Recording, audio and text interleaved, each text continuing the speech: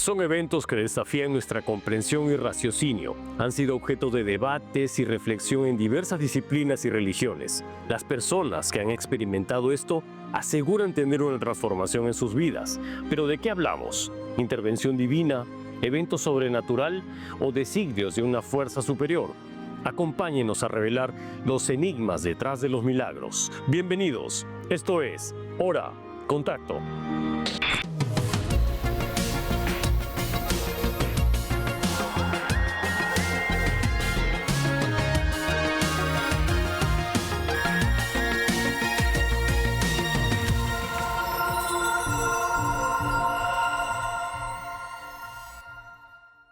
Para conversar sobre devoción, fe y el misterio de los milagros, me acompañan el sacerdote Reiber Guerrero y Jair Roleri, especialista en religiones. Voy a invitarlos para que ustedes también nos acompañen a ver este reportaje sobre un evento extraordinario que ha sido denominado el Milagro del Pacífico. Ustedes recordarán al pescador Máximo Napa Castro, quien sobrevivió 95 días en alta mar. Esto es Hora Contacto.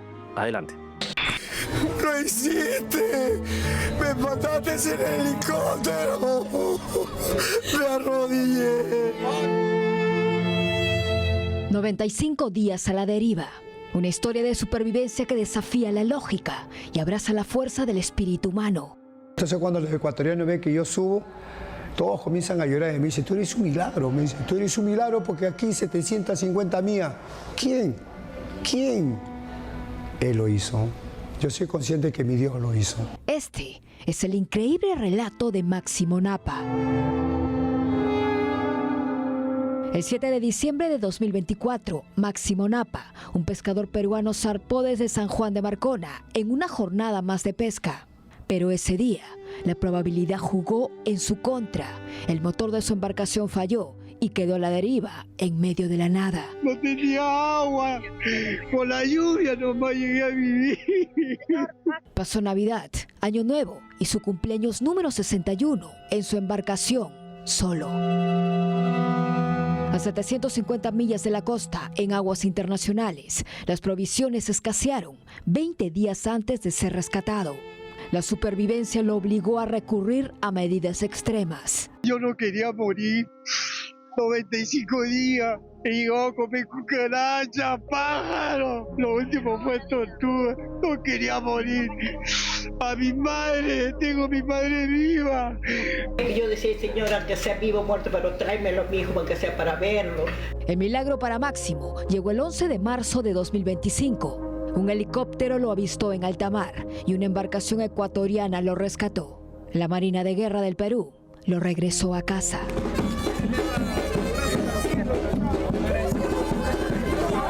Pensé que nunca te iba a ver, papá. Pensé que nunca te iba a ver. Su hija contaba que en Ecuador vieron unas palomas alrededor de usted. Claro. ¿Habían palomas? No había, era mi bote. Ellos vieron mi bote, no pájaro. Por eso cuando hicieron, vayan, había caído pájaro y mandaron el helicóptero. Cuando el helicóptero va, era yo, mi bote. Las palomas representan el espíritu. Lógico, por eso le dije, no, el Dios estaba ahí diciendo vayan a recoger a ese hombre. Dios existe. Quiero decirle, Dios existe. En Pisco fue recibido como un renacido. ¡Oh, feliz cumpleaños, Gatón! ¡Tres urras para Gatón, Kiki! ¡Kiki! ¡Kiki! Un testimonio de fe, resiliencia y el misterioso lazo que une a un hombre con el inmenso y a veces implacable océano al que Máximo Napa, Gatón, promete volver.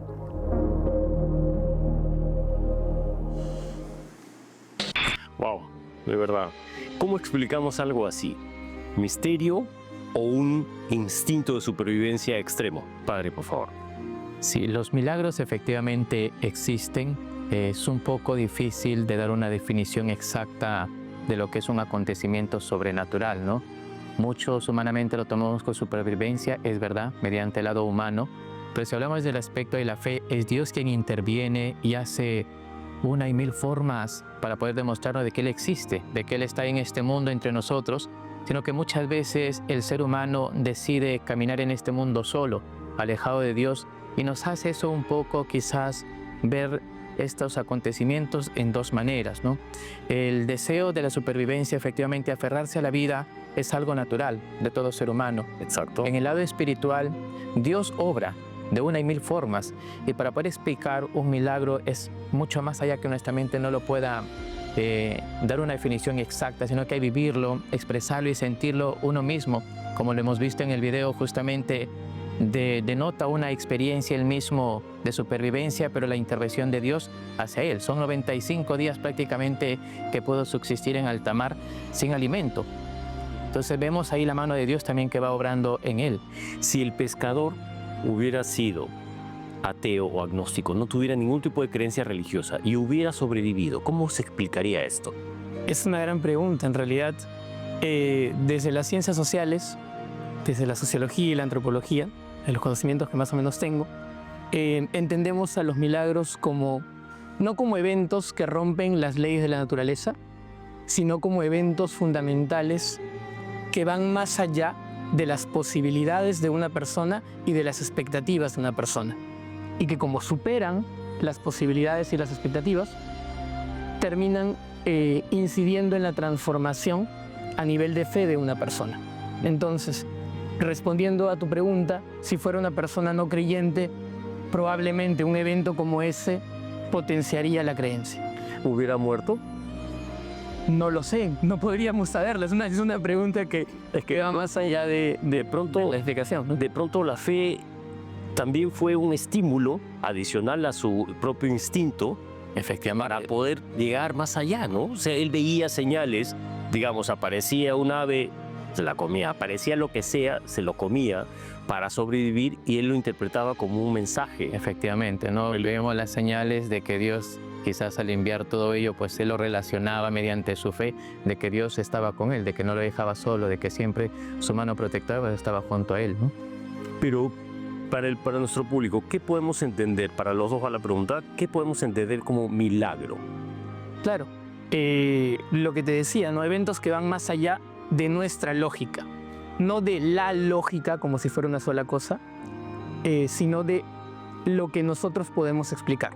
Entonces, una persona va a asumir como milagrosa aquello que va más allá de sus posibilidades de explicación, que pueden ser eventos como el que hemos visto en el reportaje, que sí romperían muchas lógicas de muchas personas, o eventos quizá un poco más cotidianos, como el hecho de una curación de una enfermedad, o el hecho mismo de que una persona, no sé, obtenga un título universitario y que su abuelita diga gracias a Dios.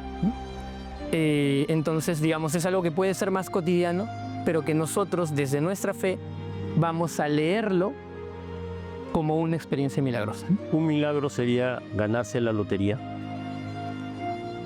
Si lo vemos desde un punto netamente humano, a veces muchas personas desean ganarse la lotería, ¿no? Pero si una persona sinceramente lo toma como un milagro, podríamos decirlo que no. Dios no obra, porque muchas veces las personas ambiciosas, podemos decirlo así, siempre buscan el tener o poseer más, y Dios no obra en ello. Dios siempre obra con misericordia. Dios no obra en juegos de azar, pues no. Nadie dice que le gaste la plata del sueldo en caballos, va a esperar confiar en Dios para que, ¿no? No, efectivamente no. ¿Cómo lo ve, cómo se ve desde el otro lado, digamos, no creyente o agnóstico, el tema de los milagros? ¿Los milagros existen más allá de las religiones? Sí, o sea, digamos, para que haya un milagro como tal, tiene que asumirse que hay algún elemento divino, algún ser divino, Dios, ¿sí?, que propicia ese milagro. Todas las religiones del mundo aceptan el milagro como una posibilidad. Podría asegurar que sí, que todas las personas, incluso hasta la misma ciencia, o sea, la sociología y la antropología no niegan la existencia de milagros, solo que no los ve como hechos que vayan contra la naturaleza, sino contra la realidad que la persona vive. ¿No será que la ciencia no tiene todas las cartas de su lado y como no entiende las cosas, trata de buscarle también una explicación? Es muy posible. En realidad, al fin y al cabo, el sentido último de la vida no tiene necesariamente una respuesta científica. Y quizá haya eventos que vayan más allá de lo que uno puede comprender y los va a llamar milagros, ¿no? ¿Y no será también un elemento la sugestión? En el caso de personas, por ejemplo, que están padeciendo una enfermedad terminal, oran, se encomiendan y obtienen luego, digamos, pasan unas semanas y se curan. Recordemos de que antiguamente incluso Jesús hizo mucho milagro, ¿no? Con personas enfermas, personas que padecían distintas enfermedades como los leprosos, ciegos, sordos. Él siempre obró en ellos imponiéndole las manos. Entonces, la creencia religiosa y la fe de muchas personas, al aferrarse netamente a la fe que profesan ante Dios, sienten también la presencia de Dios, ¿no? Por eso justamente tenemos la unción de los enfermos, que significa prácticamente que por medio de la fe es Dios quien obra en ellos y los alivia de sus enfermedades, sus dolencias. Hay muchos acontecimientos de que personas efectivamente se recuperaron después de haber recibido la unción. ¿Por qué? Porque es Dios quien va obrando en ellos y ellos también por medio de su fe. Pero hay familias que prefieren optar por la unción de los enfermos, postergarla, mejor, porque para ellos ya es un signo de que ya no hay nada más que hacer. Efectivamente, mayormente poner la unción de los enfermos son para las personas que están moribundas, pero no es este el caso, ¿no? Las personas que necesitan la unción de los enfermos incluso lo podemos hacer nosotros mismos, porque es Dios el que va obrando a través de este sacramento ante todas las personas. No necesariamente hay que estar moribundo o postrado en una cama para recibir este sacramento. ¿Cuál es su opinión respecto a estos sacramentos finales, digamos, en la extrema parte de la vida, digamos? Yo creo que el momento de la muerte y la posibilidad de morir es uno de los detonantes más fuertes que hace que una persona pueda desarrollar su fe o ponerla en práctica. Muchas veces, no sé, poniéndolo en tema personal, ¿no? O sea, si yo estuviera cerca de la muerte, intentaría recurrir a cualquier Dios que esté cerca, porque, digamos, la posibilidad de morir es lo que potencia, probablemente, en muchos casos, no en todos, desde luego, la fe misma, ¿no? Esta es una pregunta para ambos. Antes, más de 500 años atrás, cuando todavía la Iglesia Católica no había llegado acá con la conquista española, ¿los antiguos peruanos creían en los milagros?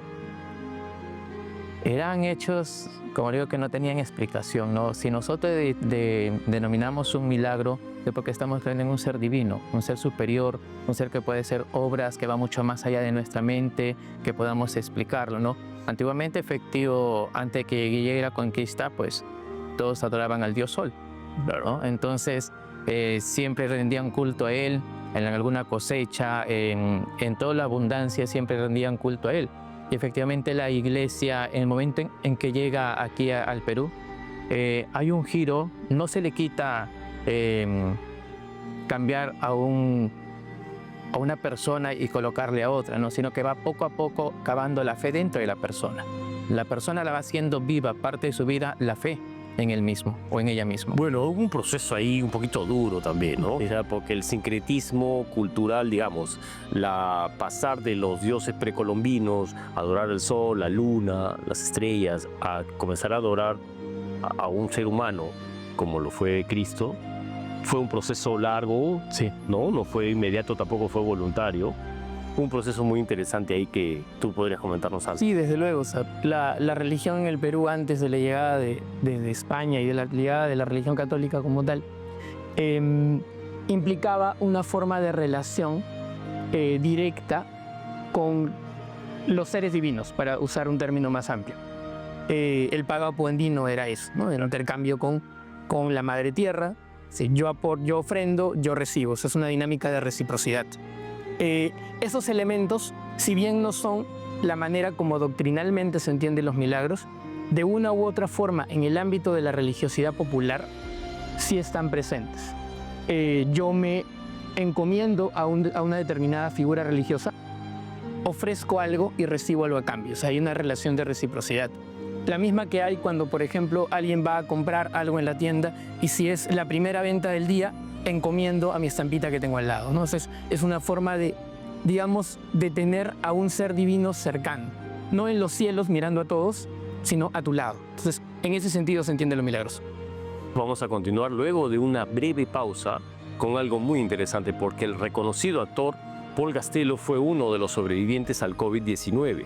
Al volver, conoceremos los misterios detrás de su milagrosa recuperación. Esto es Hora Contacto. Volvemos.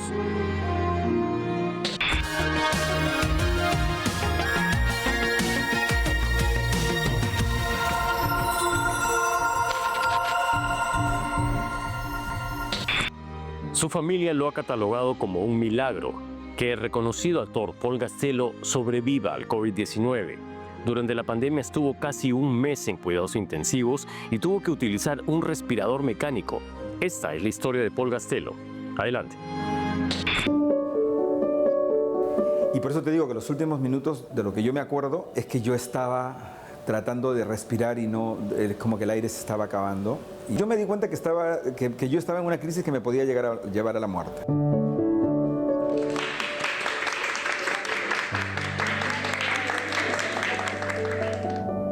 Paul Gastelum refiere que experimentó un milagro. El reconocido actor de teatro, cine y televisión batalló contra la muerte durante la pandemia del COVID-19, un capítulo de su vida lleno de espiritualidad, misterio y mucha fe. El tema era que mis dos hermanos estaban contagiados igual que yo y yo tuve que llevar a uno a emergencia. Y ahí es que me llaman para que yo vaya a cuidar a mi hermano mayor que se estaba poniendo peor. Al igual que varias familias peruanas, Paul Gastelum asumió el cuidado de sus hermanos contagiados de COVID-19, poniendo en riesgo su propia vida, hasta que finalmente él también se contagió. A mí me agarran en una cama, como te digo. Felizmente yo ya había establecido algún tipo de contacto vía WhatsApp con algunas personas a las que les estaba contando que estaba mal y que me hablaban y me decían tranquilo y qué sé yo, qué sé yo. Pero como te digo, llega un momento en que ya esa crisis llega a su punto más alto y yo siento que estoy llegando como al final, que me voy a morir, ¿no? Llamé por teléfono a un inquilino mío que vivía en mi casa para decirle que por favor me ayudara, que le iba a dar una plata para comprar unas cosas para llevar a mi hermano. Menos mal que hice eso, porque cuando él ha llegado en la mañana a tocar la puerta nadie le abría. Mi hermano estaba muy mal, el que yo estaba cuidando, muy mal. Pero haciendo esfuerzos mi hermano se levanta y le abre la puerta y le señala el cuarto donde yo estaba, porque según mi hermano mayor yo ya había sido y él no me podía ayudar, porque yo estaba como asfixiado. Él entra corriendo y dice que me encuentra así como medio azul, medio hinchado, hablando incoherencias. En esta parte de su historia de fe es que aparece lo que él llama otro de sus ángeles. Y aparece este taxista que le dice: yo lo conozco, pero no por mi trabajo de actor, sino porque una vez le hice un taxi y lo voy a llevar porque me parece una buena persona, le dijo. Y el señor no solo me llevó, sino que esperó todo el tiempo posible ahí, en la puerta del hospital. El enigma que envuelve este tipo de relatos es la intervención de personas que parecen enviadas por una fuerza superior. Y bueno, Michelle es mi último ángel salvador, porque Michelle podía haber dicho: no sé, dime cuánta plata pongo o te recomiendo una clínica. Pero le dijo a mi hermana: cálmate, no te preocupes, yo me voy a encargar. Finalmente, cuando me despierto, 10 días después en UCI, por supuesto yo tenía, no sé, 14 kilos menos, creo, y no entendía nada.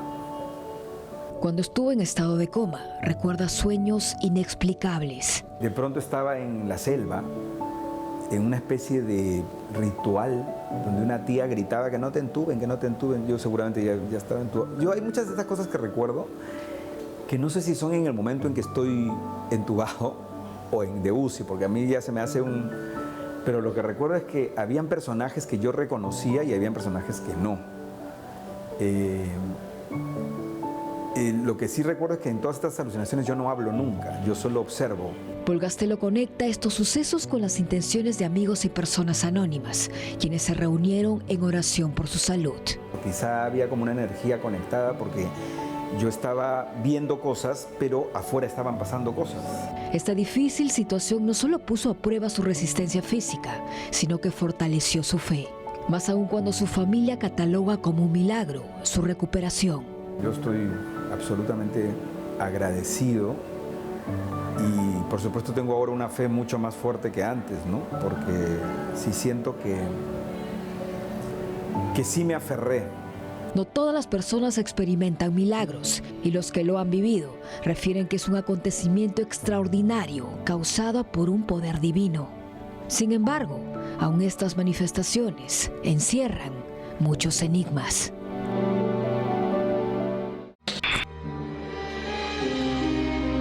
Padre Yair, ¿todas las personas somos susceptibles a experimentar milagros o es un don o es solo para elegidos? No, los milagros se dan en todas las personas siempre y cuando actúe más la fe, ¿no? Porque si nosotros decimos, yo creo, pero ¿por qué no experimento un milagro? Es por falta de fe, ¿no? La fe nos mueve a hacer muchas cosas porque es Dios el que va obrando, pero si nosotros no tenemos fe, por más de que se presente Jesús en persona, no podemos nosotros dejar actuar en Dios. ¿Por qué? Porque no le permitimos entrar o formar parte de la vida.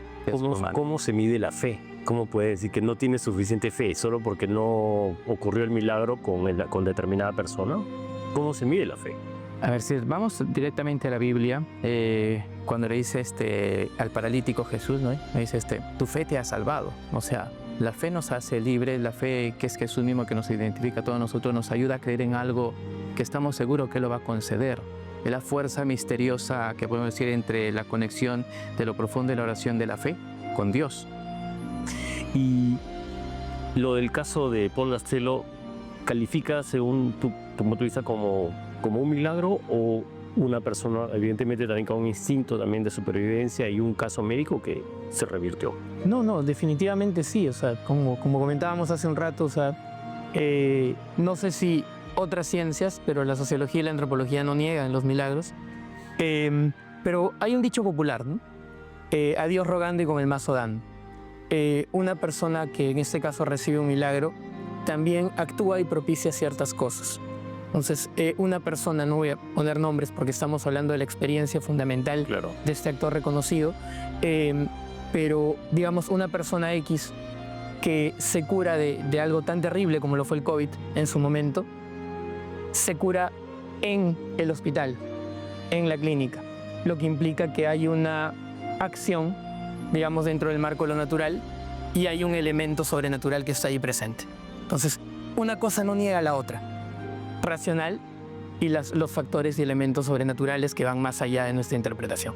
Algunos podrían decir, por ejemplo, que Paul Gastelum tuvo excelentes médicos, enfermeras muy expertas que colaboraron con Dios para que él pueda salir bien librado de esa enfermedad. Ciencia y religión.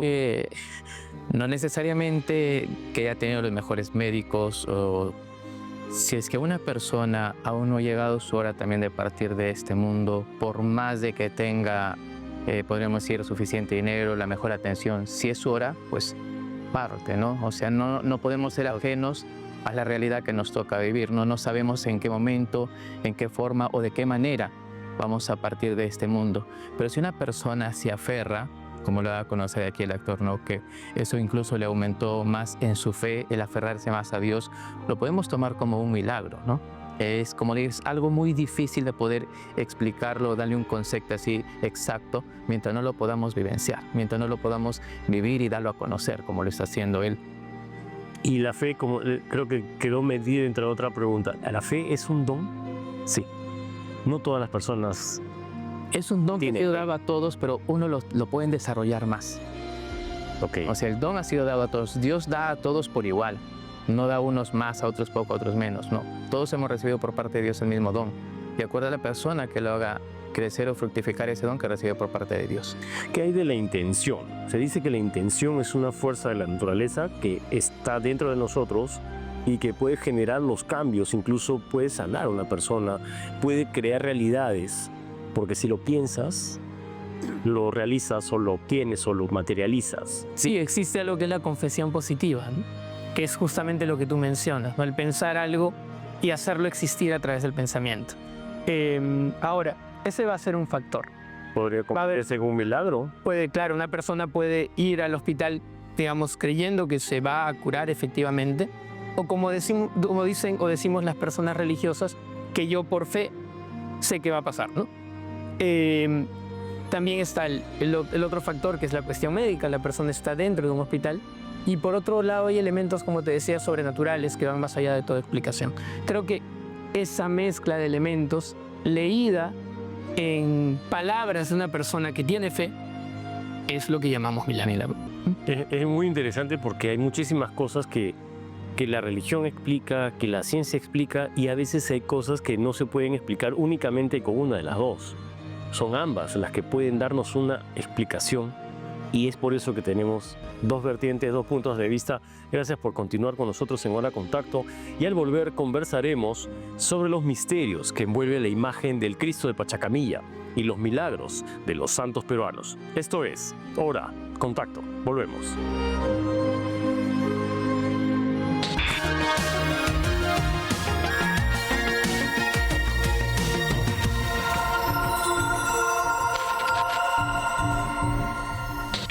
La Iglesia Católica se encuentra en nuestro país desde hace 5 siglos. Una de las principales muestras de devoción es la procesión del Señor de los Milagros.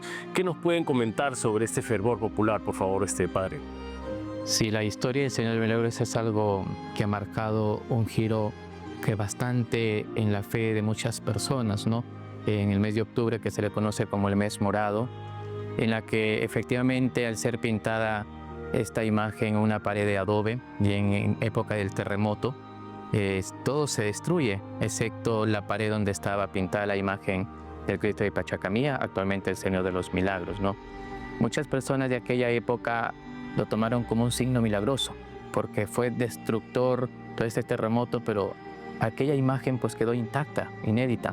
Entonces podemos también ver de que Dios se manifiesta a través de muchas cosas, no solamente en marcos pintados, sino también en imágenes, que hay muchas personas, por ejemplo, en incendios, que también salen con imagen que no se quemó el Señor de los Milagros, otro santo. Entonces, esto nos da también a todos nosotros a fortalecer nuestra fe de que Dios efectivamente se va manifestando en cualquier acto. ¿Y no será que la gente necesita muchísimo creer, incluso, con todo respeto, estoy haciendo la pregunta, no estoy afirmando nada, que hasta un fragmento de una pared de bloque se puede convertir en objeto de culto? Efectivamente, es que la fe mueve montañas. Si yo, por ejemplo, pongo la fe, se puede decir en algo y Él me lo concede, pues voy creciendo más mi fe, ya sea por inquietud o quizás por llamarme la atención. Le comento, mira, me pasó esto con tal cosa, y va propagándose poco a poco. Entonces ellos ya lo van quizás diciendo, es algo que me concedió, pero no es Él lo que te concede, es Dios, sino que simplemente son esos intercesores a lo que nosotros nos aferramos, pero es Dios el que va obrando.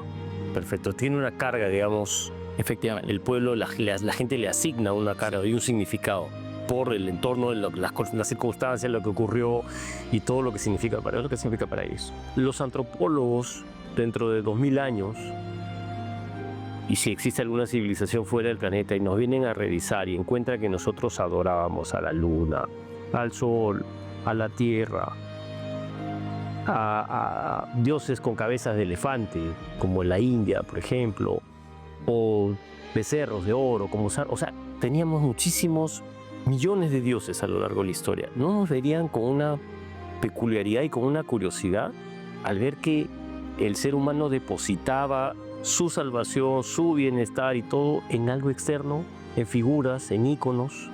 Es la búsqueda del sentido. Okay.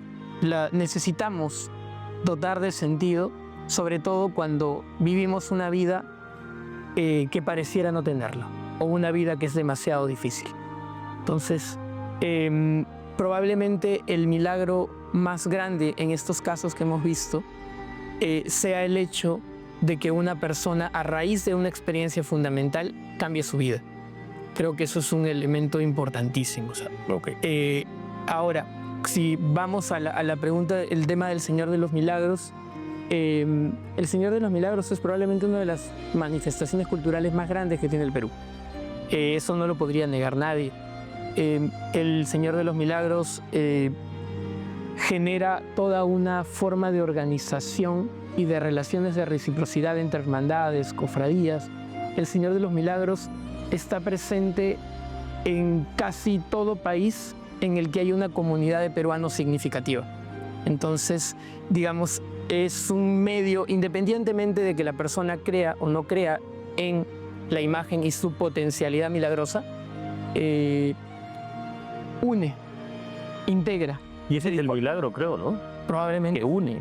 Que una a los peruanos es un gran Y milagro. vincula porque hay muchísimos, o sea, incluso de diferentes credos, de diferentes equipos de fútbol, tendencias Clase. políticas, clases sociales. Sí. Siempre todo ahí se une en un solo De sentido. repente ese es uno de los milagros del Señor, de los milagros, del Cristo Pachacarría, Nos une, ¿no? que una de manera transversal a la gente. Sí, efectivamente, porque ahí dejan de lado cualquier condición social, cualquier hincha de deporte, o sea, todos se unen bajo un solo sentimiento, que es el centro, el Señor de los Milagros, ¿no? Todo gira en torno a la imagen de Él. ¿Qué de los milagros en otras religiones, en otras formas de credos, en otros Creo que es lugares? importante porque si bien, digamos, la conversación se ha centrado bastante en el mundo católico, porque bueno, somos un país de mayoría católica, Claro. si pensamos en el mundo cristiano, evangélico, pentecostal, protestante, en todos sus matices, la presencia de los milagros es fundamental. Como comentaba minutos atrás, entender o creer en los milagros es una manera de asumir a Dios, el ser divino, como alguien cercano. Y digamos que admitiendo que existe un Dios que está presente y que influye en la vida de todos, difícilmente ese Dios sea un privilegio solamente de una gran religión. Pero digamos que los milagros existen a nivel, digamos, son como un elemento que ayuda a reforzar la creencia del grupo donde ocurre. Sí, claro. Hay un concepto que usamos en ciencias sociales que es el de hierofanía. La hierofanía es la manifestación de lo sagrado en el mundo profano. Las personas creen en lo sagrado no porque exista como una realidad ajena. Las personas creen en lo sagrado porque lo sagrado se manifiesta. Y eso puede ocurrir desde algo tan importante para todos los peruanos como el Señor de los Milagros, o puede ocurrir en otra civilización que crea, por ejemplo, en un árbol sagrado. O en una montaña sagrada como hemos creído los peruanos hasta ahora, y seguimos creyendo. Los apus. Los apus, por supuesto. Entonces, tenemos esa relación con lo sagrado. Los peruanos, y creo que los latinoamericanos y buena parte del mundo, no asumimos lo sagrado como algo lejano. Lo sagrado está en la estampita que llevamos en la billetera, en el crucifijo que podamos tener en el pecho, está en el mundo no católico, en la Biblia que portamos en la mano. Entonces, lo sagrado está ahí, digamos. Y en este mundo andino, por ejemplo, donde convive lo ancestral y también y la religión católica, no es un contrasentido adorar el Apu y adorar a Cristo, por ejemplo. No está lejano porque antiguamente la primera cosecha que se recibía era ofrecida a Dios, ¿no? Incluso cuando Abraham, por ejemplo, cuando Dios dice que iba a ser padre de una gran nación al sacrificar a su hijo, Isaac, él cree, confía en Dios. Entonces, no solamente se dice o está lejano a lo que no pueda creer, sino que Dios es creado todo, tanto la tierra, los alimentos, todos los vemos. Entonces, le están creyendo, ¿por qué? Porque ellos creen en esa divinidad.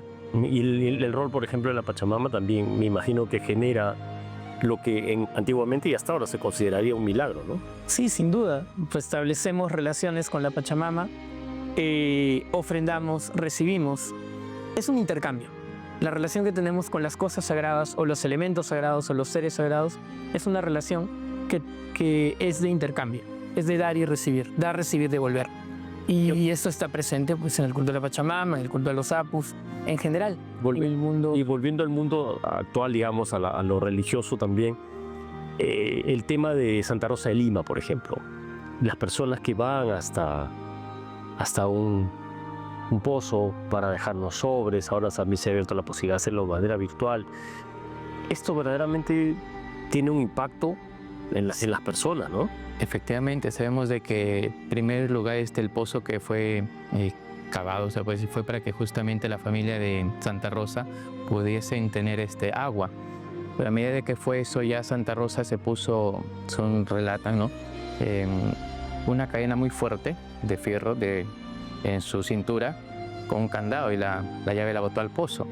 Entonces, tanto habrá sido quizás de allá el peso, la desesperación que pide a Dios. Y en ese momento, pues el candado se abre. Entonces, las personas, a medida desde ese entonces hasta la actualidad, ven un acto de penitencia ¿no? Ven un acto de penitencia, entonces ir a dejar sus cartas, no solamente físicas, sino también virtuales. Ven bajo la intercesión de Santa Rosa de que van a ser escuchadas sus oraciones, sus peticiones. Ven a Santa Rosa como una intercesora. Los milagros, entonces, de Santa Rosa. El milagro de Santa Rosa. El milagro de Santa Rosa. Sí. ¿Cómo lo ven desde el mundo social? Claro, bueno, el hecho hay que ver si entendemos a la relación con los milagros como una relación de intercambio. Se entiende que mientras más me comprometo a nivel de fe, ya sea con peregrinaciones, con penitencias, lo que recibiremos será mayor, ¿no? Mientras más ofrezco, Dios... ¿Más mortifico el cuerpo? Bueno, la fe tiene sus elementos y la ritualidad tiene sus elementos y sus sensibilidades, ¿no? Pero mientras más me involucro, para decirlo en términos generales, pues más probablemente reciba. No es una cuestión de intercambio. Más doy, no en sentido económico, sino más doy de mí como persona, probablemente más reciba por parte del elemento sagrado, ¿no? Pero eso es algo, esa es una, digamos, una práctica que nace de las personas, porque en la Biblia no se dice nada de, oye, tú me das tanto, yo te doy tanto, ¿no? En la Biblia no dice nada de ello, ¿no? Claro. Pero efectivamente, muchas personas ahora están condicionando a Dios. ¿En qué sentido? Justamente lo que dice acá el compañero, ¿no? O sea, hay muchas cosas o personas que han dicho, Dios mío, yo te ofrezco hacer esto si tú me concedes esto. Entonces estamos condicionando a Dios. Y Dios no obra en personas que quizás quieren ponerlo a prueba de que yo al pedirle algo y lo recibo y Dios lo concede. O sea, no. Dios va actuando en la persona que necesariamente va acabando en él la fe. O sea, no puedo yo condicionar a Dios o decirle, Dios mío, por favor, concédeme esto, te ofrezco hacer esto. No. Pero hay gente que lo hace. Sí, efectivamente, pero si nosotros decimos... Y piden el milagro a veces todavía. Pero no, Dios no obra en esa forma.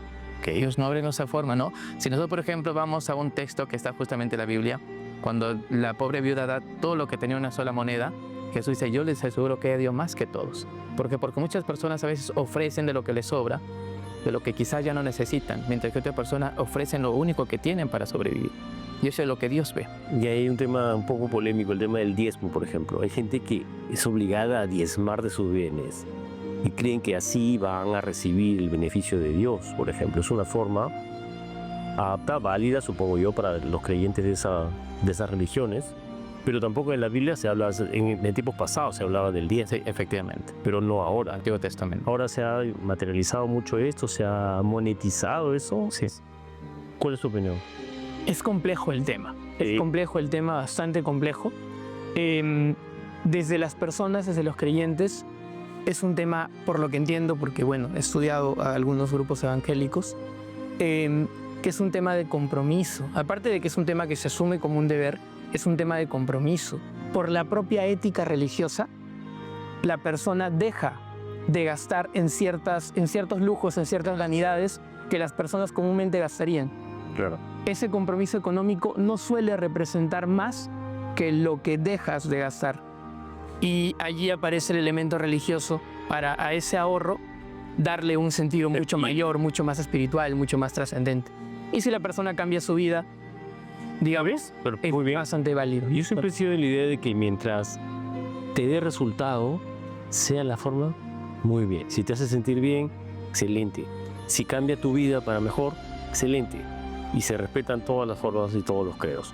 Vamos a volver en un instante para conversar sobre la fe y la devoción de los peruanos en los santos populares, los santos del pueblo. Esto es Hora Contacto.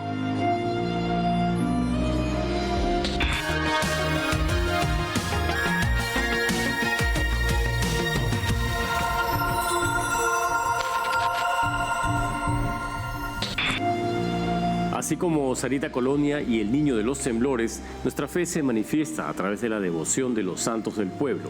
Los milagros del niño Ricardito, por ejemplo, siguen latentes en el fervor de sus seguidores. Hora Contacto visitó su tumba y su capilla para contarles la historia que está detrás de los milagros. Veamos. El cementerio Presbítero Maestro, el más antiguo de Latinoamérica, alberga una tumba que atrae a cientos de visitantes cada año. Es la tumba del niño Ricardito, a quien se le atribuye innumerables milagros. Así como ella, también fue una familia joven que no podían tener hijos. Gracias a Dios y bajo la intercesión del niño Ricardito tienen 3 niños, los cuales han puesto Ricardito, Ricardina y Ricardo, ¿no? Entonces siguen la secuencia y se van pasando así la voz para ir creciendo más esta fe y devoción al niño Ricardito. Cerca a la puerta 3 del cementerio Presbítero Maestro, el niño Ricardito aparece, rodeado de placas de agradecimiento y flores que dejan los creyentes. Incluso tiene una hermandad y su fama ha traspasado fronteras. Le han atribuido ya más de 100 milagros, incluso hasta cada vez se van dando a conocer más. También ya ha traspasado fronteras, incluso hay personas quienes de Colombia, Venezuela, Japón, Viena y otros países más. Por eso le dicen que es el santo que concede los milagros así rápido. Que es un poco, al pedirle algo, pues les concede rápido. Entonces le dicen que es efectivo los milagros o los favores que piden, ¿no? Eso es lo más que todo, como digo, la fe. Pero ¿quién es este pequeño niño que genera devoción popular? Ricardo Melquiades Espiel Barrio Nuevo nació en 1886 en el Callao, hijo del abogado y diputado Ricardo Martín Espiel. Su vida fue breve. A los 6 años murió a causa de una fiebre. Sin embargo, la historia no terminó allí. Su tumba pasó desapercibida durante décadas, pero fue en 1990 que inició la devoción. Cada 10 de diciembre en su cumpleaños, decenas de fieles se congregan en el cementerio El Ángel, donde se ha instalado una capilla y gruta en su nombre. Entonces ya en este lugar es que se hace la misa por su cumpleaños, que es el 10 de diciembre. Hay muchos feligreses que le piden algún deseo X y vienen con 2 toneladas de zapatos para regalar, vienen con comida para dar, dulces o shows infantiles. Otros regalos como adornos de oro y plata, capas, zapatillas o ropa son custodiados por el sacerdote Reiner Guerrero.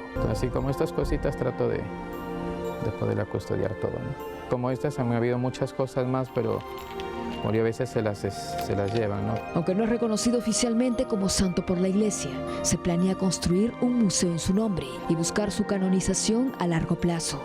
Poder leer todas las cartas que le dejaban al niño y poder armar un expediente para poderle llevar al arzobispado y después quizás a elevarlo hasta Roma para poder pedir que sea canonizado el niño Ricardito, ¿no? Por el momento todavía es una fe popular, no es santo, es una devoción que muchos fieles han puesto en él. El niño Ricardito es un testimonio de la profunda espiritualidad y fe del pueblo limeño. La fe es algo que quizás no podemos un poco definirla porque es algo que debe sentirse, es algo que nos mueve mediante la oración a pedirle a Dios incesantemente, ¿no? El niño Ricardito es un puente en la oración, es un intermediario entre las oraciones nosotros como humanos con Dios.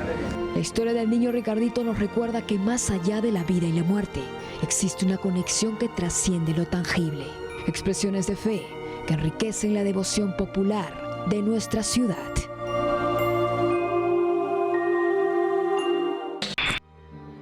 Y bueno, el niño Ricardito, usted que conoce este tema de cerca, ¿no estamos pensando de pronto en que estos casos de fe en un niño, por ejemplo, que todavía no vivió lo suficiente como para saber si tenía algún tipo de don extraordinario o cualidad en vida, se convierte en objeto de culto y objeto de devoción? ¿Cómo explicamos eso? Sí, primero para aclarar, no es santo el niño Ricardito, no es una fe popular de muchas personas que pone o han puesto la esperanza y la confianza en él, ¿no? Mayormente ya empieza todo esto en el año 1990, en la que ya se va difundiendo un poco más, porque dan a conocer de que una señora efectivamente estaba pasando momentos difíciles en su vida, ¿no? Entonces cuando pasa por el busto del niño Ricardito, le llama mucho la atención de que una persona tan pequeña haya partido a su corta edad, ¿no? Entonces se pone a conversar así como estamos haciendo nosotros en este momento y le comienza a contar todo lo que ella estaba viviendo, ¿no? Le habían despedido de su trabajo y tenía a sus familiares por un accidente en estado de coma. Entonces al regresar ella a su casa le dan 2 llamadas, ¿no? La primera para decirle que sus fieles ya estaban fuera de peligro, sus familiares, y que había conseguido un nuevo trabajo, ¿no? Entonces ella lo asoció como un milagro, una gracia que le concedió el niño Ricardito. Y eso fue poco a poco lo que se fue ya divulgando y pasando de voz en voz hasta la actualidad, ¿no? Y hay muchos testimonios ya de personas que están recibiendo una gracia a través del niño Ricardito, ¿no? Personas no solamente aquí, sino también en el exterior, ya de nuestro país. Tuve el privilegio en la última misa que fue hace 2 años, un hermano franciscano vino, no recuerdo bien de qué país, a dar a conocer el testimonio que hizo con una familia. Simplemente llevó la estampita, les comentó sobre el niño Ricardito y la familia pues le cogió fe, le comenzaron y les cumplió lo que le habían pedido, ¿no? Entonces Es misterio, algo que la fe, o sea, como digo, si nosotros decimos, si lo pedimos con mucha fe, Dios actúa.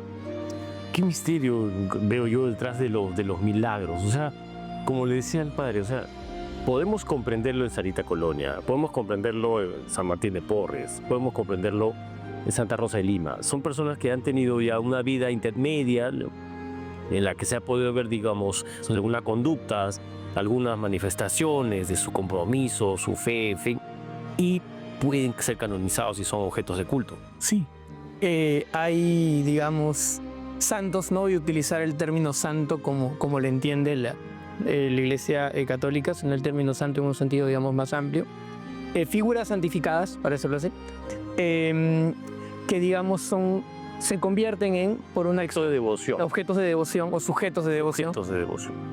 que se convierten en tales por una cuestión institucional, o sea, porque una institución los canoniza, en este caso, y, digamos, santos populares que provienen ya más de la dinámica de fe de la propia gente. Y que más allá de si sea el niñito, en este caso quien concede los milagros, es un vehículo, ¿no? Es un vehículo para depositar la fe de la gente y para entablar relaciones, ¿no? Porque vemos que la gente le pide cosas y luego le deja una plaquita.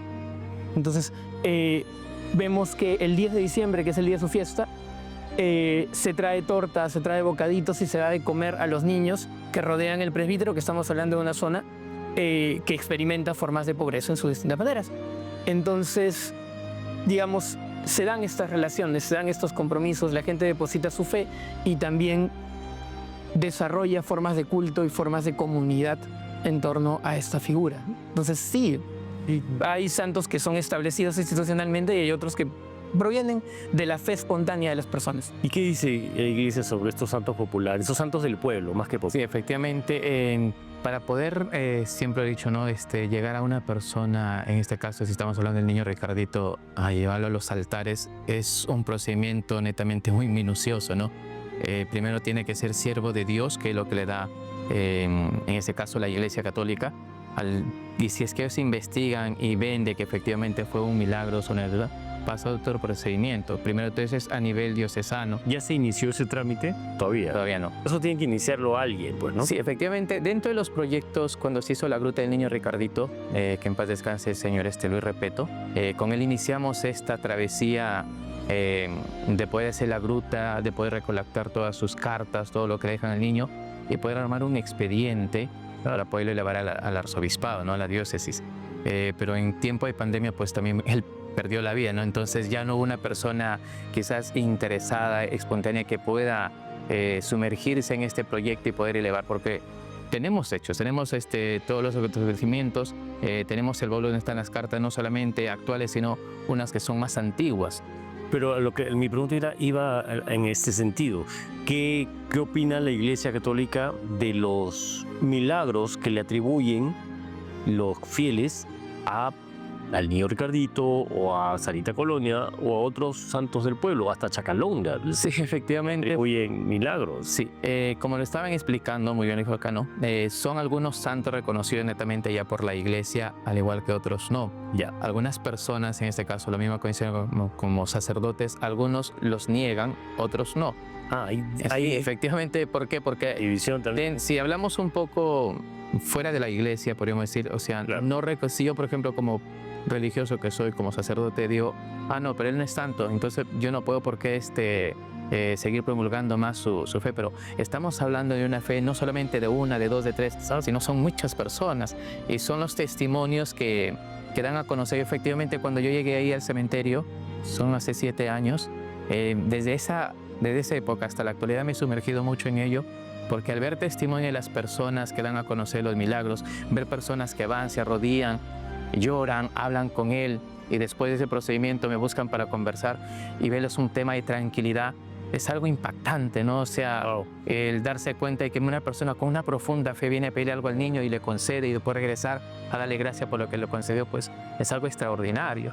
Y si nosotros entendemos, al tratar de, como les estaba diciendo, para que sea reconocido por la Iglesia, es un procedimiento largo. Okay, ¿cuál es tu punto de vista sobre eso? Sobre la demora, digamos, o la falta de procesamiento de estos casos, ¿no? De santos populares, devociones populares que existen y que la Iglesia las tiene de lejos todavía, ¿no? No estoy seguro, en realidad, como la devoción popular es una cuestión cultural, no solo religiosa, sino también cultural, no estoy seguro de si realmente dependa de que haya un proceso oficial de canonización de la imagen o de la persona detrás de la imagen.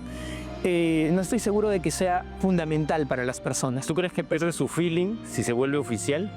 Tal vez sí, probablemente. En realidad, las devociones populares son uno de los elementos más fuertes que tiene el catolicismo hoy en día. Si uno le quita al mundo católico las devociones populares, las peregrinaciones, las novenas, todos los santos populares, probablemente el catolicismo se quedaría sin una buena cuota no solamente de fe, sino también de creyentes. Entonces imagino que ahí debe haber todo un dilema ya más a nivel institucional entre qué tanto puedo acoger y qué tanto debo respetar lo que doctrinalmente sea o no sea un milagro. Porque al fin y al cabo está la fe, es el corazón de la fe de la gente en las devociones populares. Y creo que es importante que las instituciones religiosas en general, no solamente la católica, acojan las devociones de la gente, porque si no, pues el templo no es el elemento. Y los tiempos obligan a cambios, obliga a los cambios en la televisión, en la forma de relacionarse a la gente, en las citas, las reuniones virtuales, la presencialidad ya no es la única forma. Padre, sus palabras finales respecto a esta reflexión sobre los milagros, la fe. Sinceramente, incentivar a todas las personas. No estamos ajenos a la presencia de Dios en la vida de todo ser humano. Fomentar día tras día nuestra fe es sentir la cercanía de Dios en nuestro caminar, diario a diario. No podemos hacer nosotros cosas solos si no le permitimos a Dios habitar en nuestras vidas. Y pidámosle día tras día a nuestro Creador que aumente más nuestra fe, para así poder ser hombres y mujeres capaces de poder fomentar unión, paz y solidaridad los unos con los otros. Muchas gracias. La verdad que yo siento que el milagro principal de todos es la vida. Esa es una cosa que todavía no tiene una explicación exacta. ¿Cuál es el origen de la vida? ¿Cómo estamos los seres humanos aquí en la Tierra? ¿Cuál es nuestro origen real? Y cómo a través de tanto tiempo y a pesar de tantas dificultades continuamos adelante. Debe ser por la fe, debe ser por la ciencia también. Ambos elementos creo que hacen que sigamos como especie, que sigamos pese a tantas dificultades y vicisitudes, continuamos aquí todavía. Y nosotros los invitamos a sintonizarnos la próxima semana en un nuevo episodio de Hora Contacto. Las gracias a nuestros invitados. Hasta la próxima.